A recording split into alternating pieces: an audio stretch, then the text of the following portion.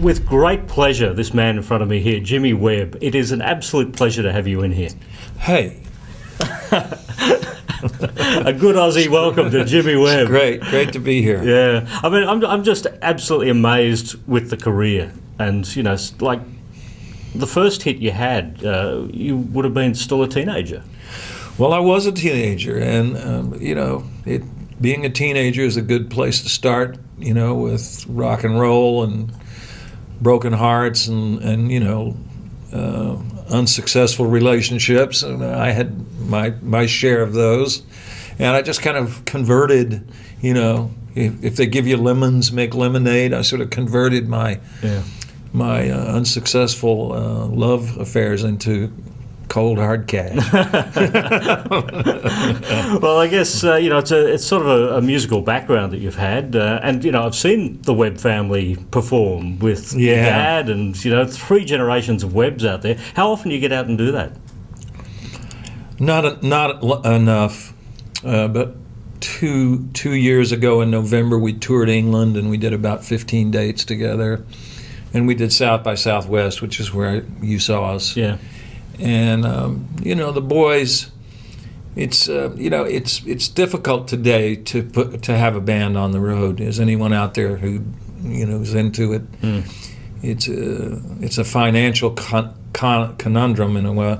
It's like how do we keep this number of guys on the road? And well, you're a family. You can all sleep in the same room.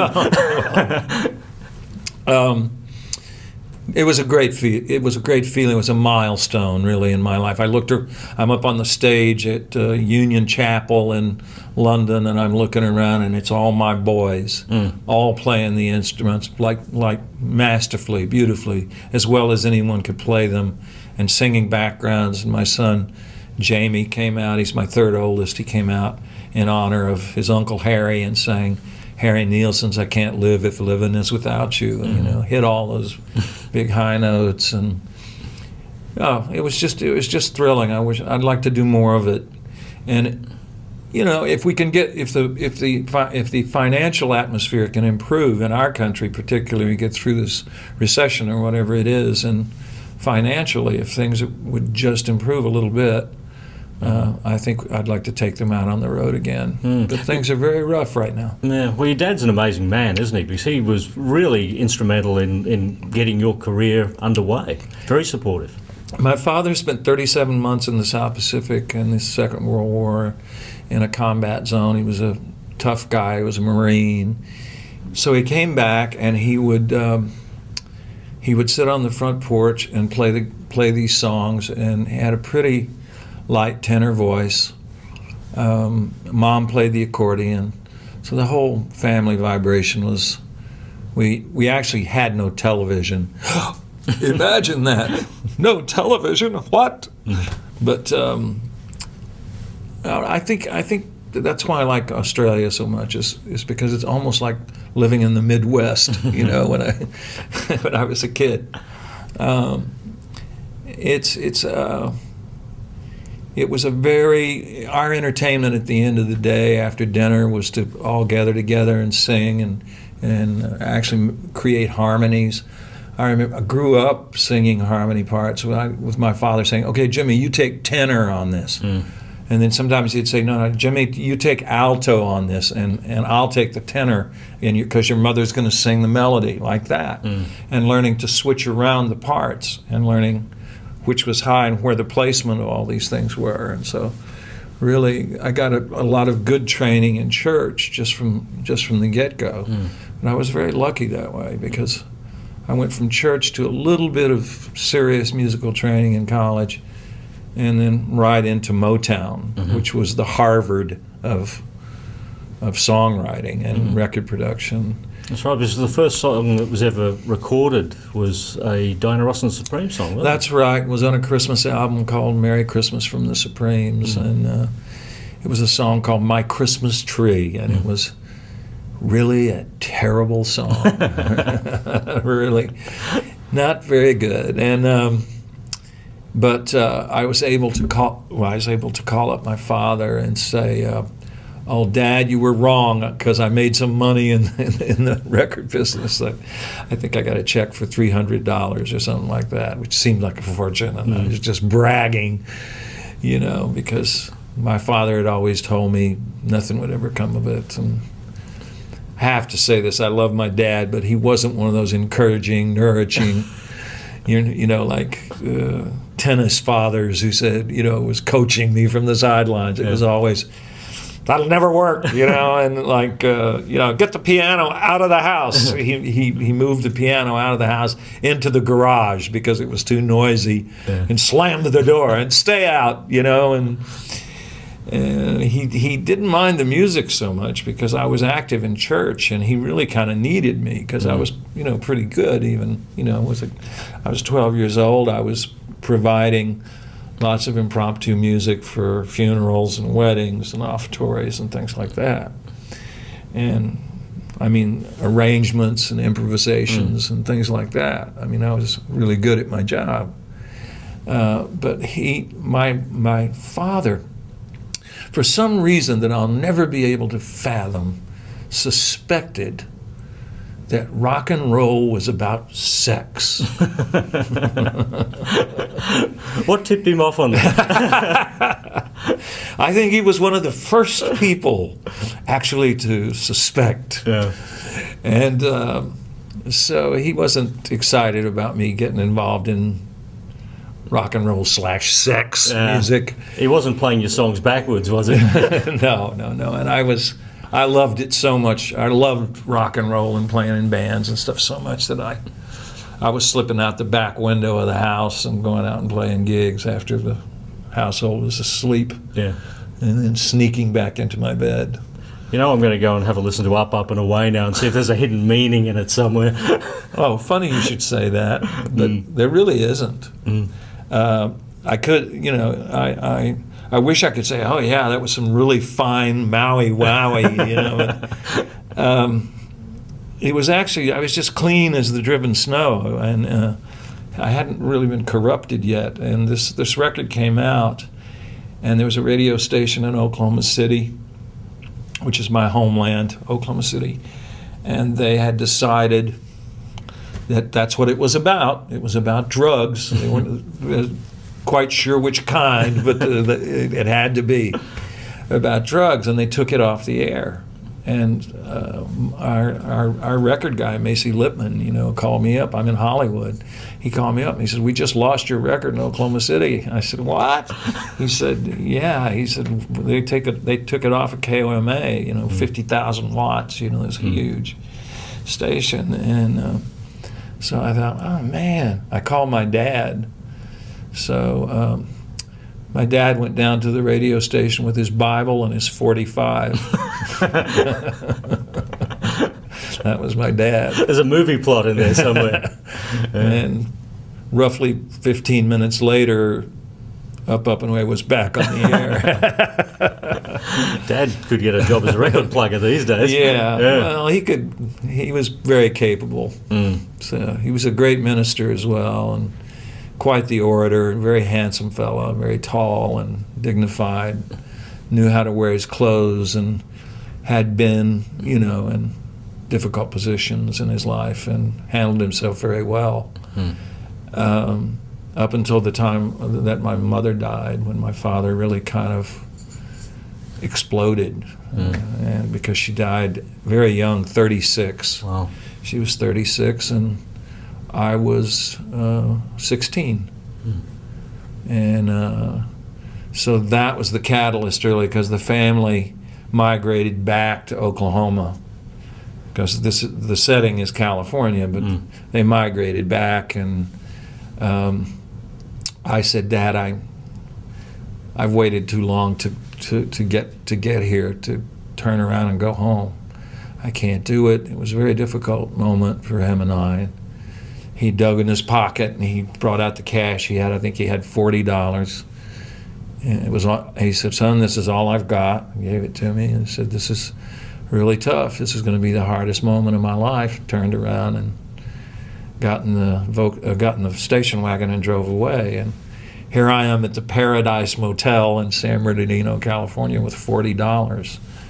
And really, that's where I started. And I don't say it in a bragging way, but nobody ever really gave me anything. I mean, I went to work, and I went out, and I found a career for myself.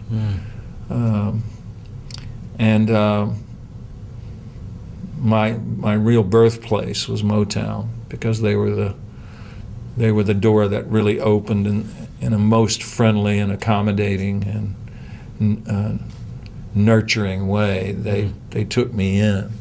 And some people may say, well, that sounds a little bit strange. Well, yeah, it was a little bit strange. They thought it was pretty funny, and I thought, but Barry was interested in hiring non-African Americans. He wanted a big company with all kinds of sources, not just American black music.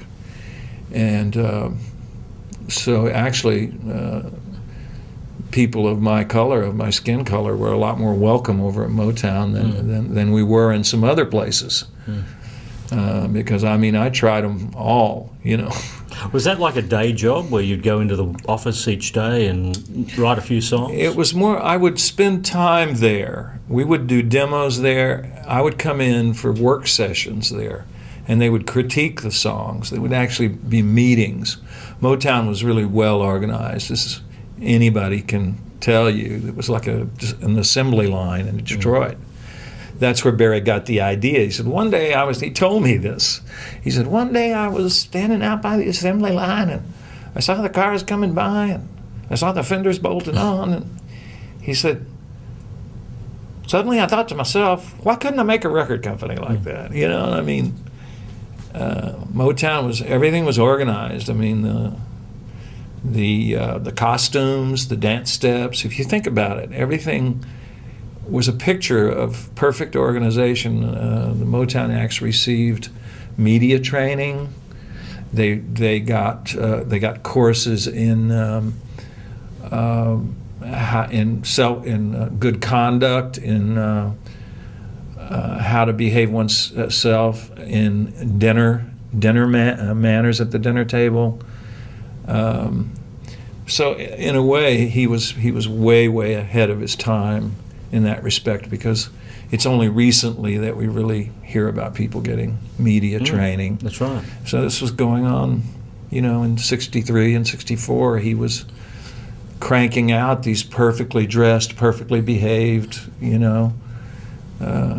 groups that were, magically choreographed and always polite and always came across as very nice people. And everybody loved them. While I was there, I left 45 songs there. I wrote a lot of songs there. And while I was there, they cut 15 top 10 records with the Supremes in a row. They were the days. Well, I don't think that'll ever be done again. No, you won't see that anymore, probably. Yeah. But what an accomplishment. And, I mean, it's just, he's an amazing guy, Barry. And he was a good writer. He wrote Money. Say the best things in life are free. He wrote that. So he was a guy at the top who also knew the sort of horror of the blank page and, staying up all night and trying to bang a song together when it's stubborn and doesn't want to go together. Is it like that for you? I mean, let's use Glenn Campbell as an example, because you've done like so many amazing songs with Glenn. Galveston, By the Time We Get to Phoenix, Where's the Playground, Susie, like so many hits that you wrote for Glenn. Were they all easy songs to come to you? Well, if I really get myself in the right mood where I really just don't care, they're easy. But if I think about them and if I think about what I'm doing and how well I'm doing it, sometimes they can become difficult very quickly. And the older I become, the more scholastic, I guess, is my approach. And I'll rhyme something and it'll be silly, and I'll say that won't do.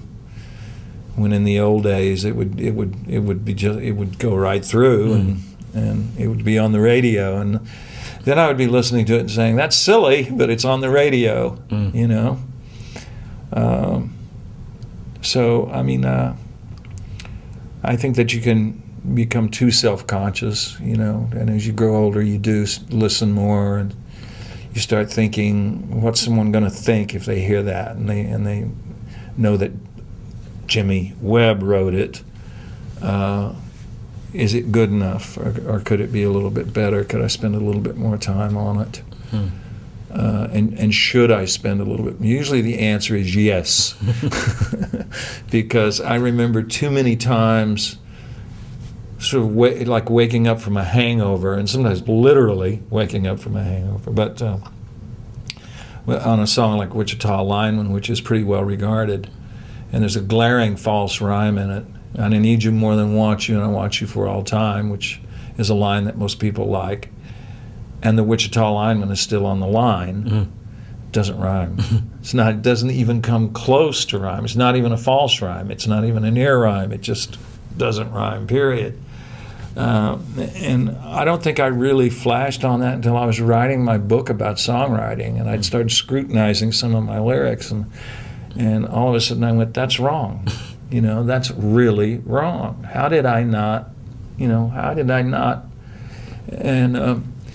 the only thing I can figure out is that I wasn't thinking about that kind of stuff. I was really thinking about where I was going and trying to get there, and which is not such a terrible thing. I mean, I don't think that it's more important. I say, and I say this in my book, that if you have to write a false rhyme to get where you're going, to deliver the message, to get from A to B, which is what you should be doing, then go ahead and write the false rhyme. If you can't do it any other way, write the false rhyme, but tell your story. Get the message through.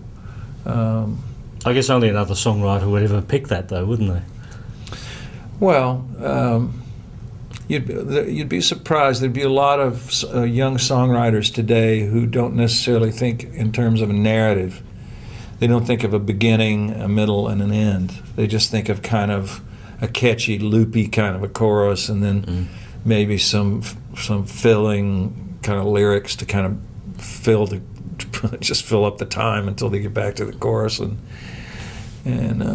you know, there's you know, the art of lyric writing is, you know, I have to be honest, is in some disrepair. It's in some state of decline. There's always room for improvement, and one of the ways to improve really is to listen to the guys, the masters, the Larry Hart and Richard Rodgers, and you can go farther back. You can go to Jerome Kern. There's nothing wrong with it. There's all the elements of craft are there, all the form and all the ways things can be put together. There's much to be learned. Just because it happened a long time ago doesn't mean that. I mean, basically all of education, all of higher education is based on our willingness to look far enough back into the past to find out what happened to the ancient Greeks, what exactly happened, in order to learn about what's going on now. Except in songwriting, there seems to be this attitude of, we don't need to know what happened before because we're just making this stuff up anyway. So, but if you want to be serious about songwriting, you go back. You go back and you look at Carole King, because Carole King wrote nearly perfect songs. Up on the Roof. Up on the Roof is a perfect song. Don't tell me there's nothing you can learn from Up on the Roof, or You've Lost That Lovin' Feeling, you know, Barry Mann and Cynthia Wilde, the most played song of all time. Hello, the most played song of all time. Yeah. Right. Well, don't tell me that you can't learn anything from that. You know, I know you may be making a fortune and you may have a contract and you may be hot shit and all that, but you know, you can only improve by, you know, in a way. There was a guy who wrote a book about songwriting. What wasn't about songwriting, it was actually about prose writing.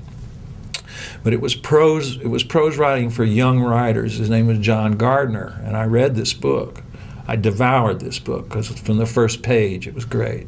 And one of the things that he said in it was that, in a sense, quote, in a sense, all great writing is an imitation of great writing, unquote. And so it's not a bad place to start when you begin as a songwriter to begin imitating some of the great writers. It's not a sin. It's not a crime. It's a learning situation where I used to do it. I used to say, "Hey, listen to my Burt Bacharach song." You know, I was really proud of. Listen to my Teddy Randazzo, or my little Anthony tune. You know, and it was really, really good practice. Listening to these guys who were on top and figuring out, trying to get on the same wavelength.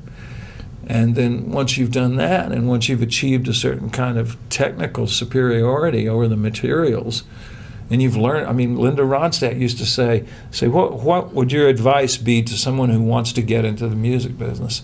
And Linda would say, well, learn to play an instrument. I think that's great advice, learn to play an instrument.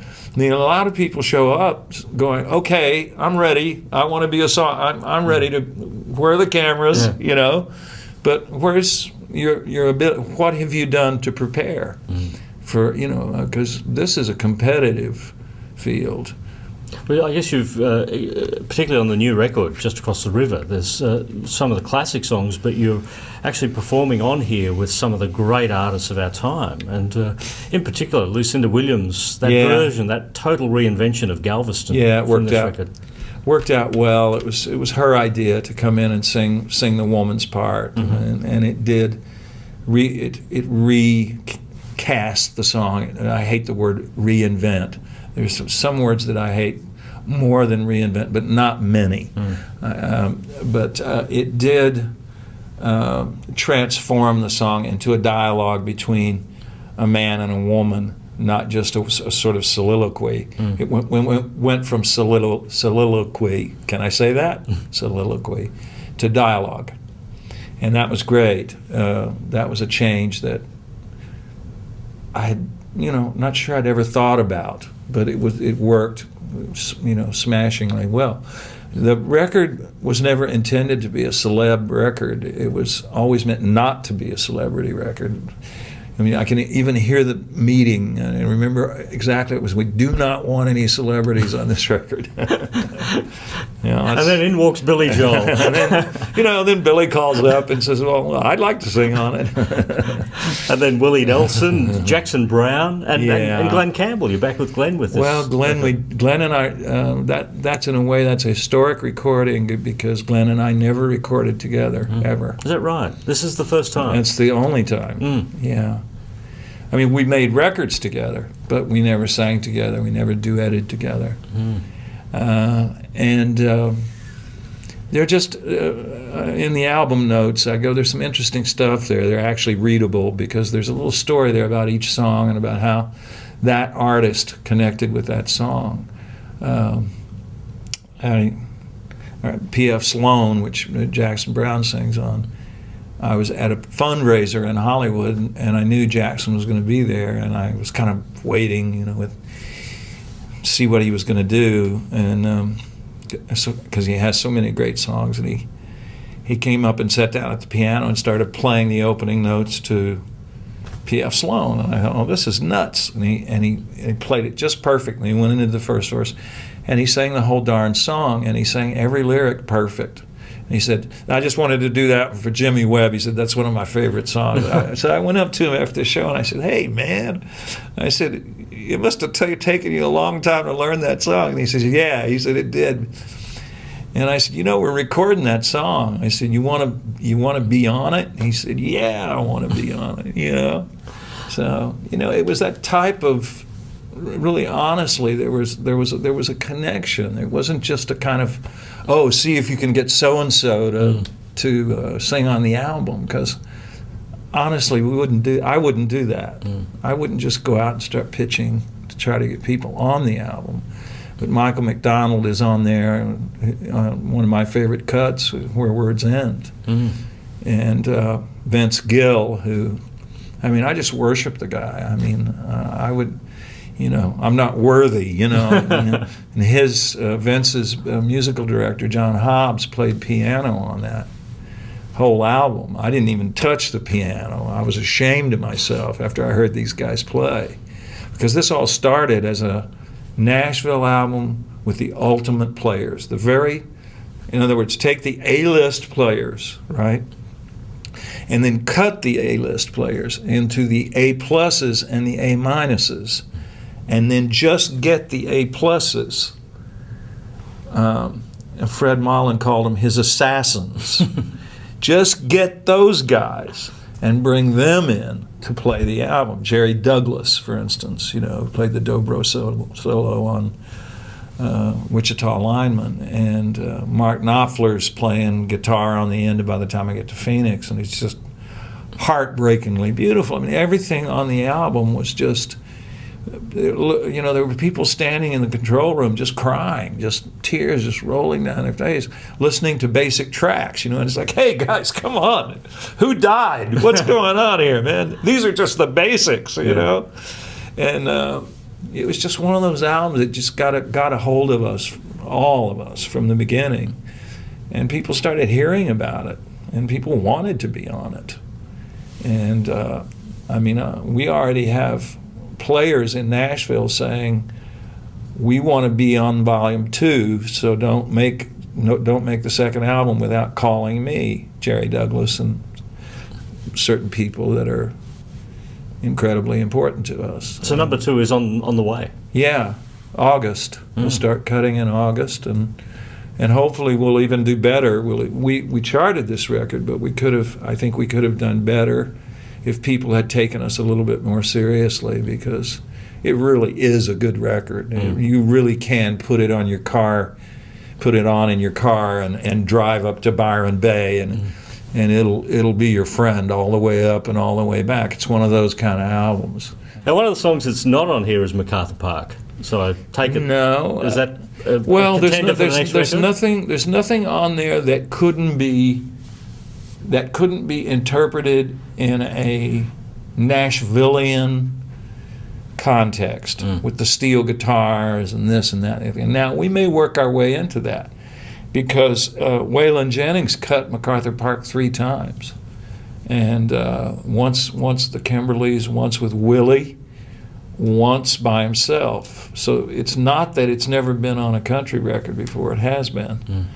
But we have some ideas for there are still undiscovered, you might call them Jimmy Webb songs that are country flavored, that would be on our list of things to consider. And then we still have standards that we haven't covered.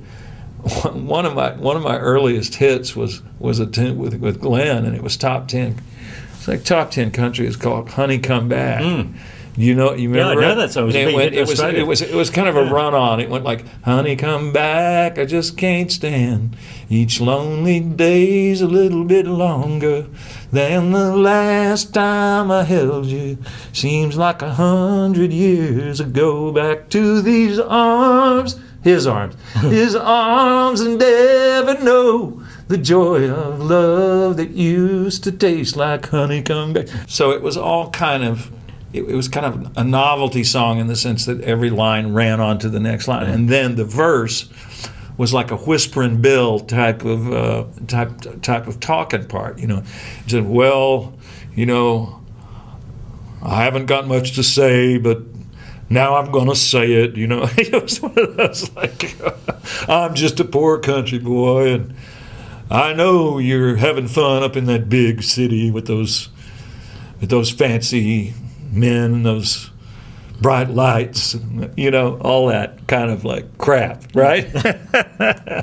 And Glenn did it, and he really didn't want to do it. He didn't want to do it, and the producer, whoever it was, just said, "You have to do it." And sure enough, it was like a top 10 country. So one of the things is we would definitely do that. I mean, there's no way in the world we wouldn't do it, because it's too good not to do it. But who's going to do the talking part? Because I'm not. So we were thinking, well, what if we could get Whisperin' Bill to come in and do the talking part? So, you know, on Bill Anderson on a wonderful record, Still, after all this time, still, you're still on my mind. I love you still. Did you ever hear that? Yeah, I do remember. And he has a big talking part in the middle. So we're thinking, well, if we could get Whisperin' Bill to come in and do the talking part, we'd have us a record, right? So that's kind of the way we're, you know, approaching it. And it'll, you know, it's going to be great. I can already feel it. You know, it's going to be great again. Because people just, they hear about it and they start falling out of the trees to be there, be part of it. I mean, I'm thinking it would be great to get Brian Wilson involved. As far as I know, Brian Wilson's never done a country song, but there's a first time for everything, right? And you'll get in there. The whole idea of this is, yes, pop musicians can get involved in country music, and it'll sound beautiful. It'll sound pretty, and it's not just, doesn't just have to be a certain group of guys, you know. Yeah. I'll ask you one final question. What do you consider to be your masterpiece? Oh goodness, I don't know. I don't know whether I ever had a masterpiece, first of all, but my taste in my own music runs towards the obscure. You know, I have a song on Judy Collins' new album called Paul Gauguin and the South Seas. Her album's called Paradise. And she covered this tune, which pretty much, you know, recounts every single moment of Paul Gauguin's life in real time. No. It's a long song, but it's pretty close to a masterpiece. I mean, it's pretty close. And there are places where I feel like, you know, my lyrics have been particularly strong. There's a song on the Linda Ronstadt produced album Suspending Disbelief. There's a song on there called Sandy Cove.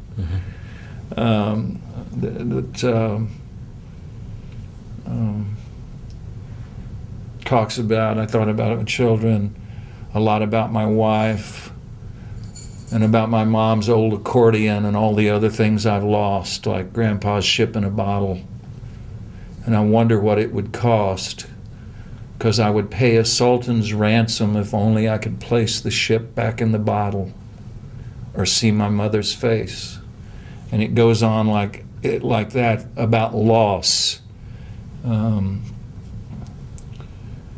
Out by Sandy Cove, I started on a song that I knew I'd never finish, because nobody lives that long, you know. And it was a real up number, right? It was like, okay, let's play Russian roulette. Yeah. Bam, you know. But the lyrics, you know, you look back and you go, yeah, that hung together really well. That I accomplished what I set out to do. That's the only way I can judge anything, is to compare the finished product to something that I might have had in my head, you know. And some people would say, well, don't you think MacArthur Park? Well, no, MacArthur Park was an interesting piece of work. Was really commissioned by Bones Howe, who said, you know, I want you to write something like this. And I sat down and wrote MacArthur Park, really, because he said, I want you to write this. I want you to write something classical that I can play on the radio, you know, and so that's what I did. It wasn't so much my idea. It sort of ended up in the hands of, you know, God bless him, Richard Harris, who, you know, went at it hammers and tongs, you know. I mean, did his very, very best. And surely, I mean, it was some kind of an accomplishment, I'll say that. I mean, there was never anything like it, and there never will be anything like it. So it was certainly a milestone. I'll give you that. Well, I must admit, it's been a pleasure hearing these stories from you today. Thanks. It was great to have you in. Please hang up and try again.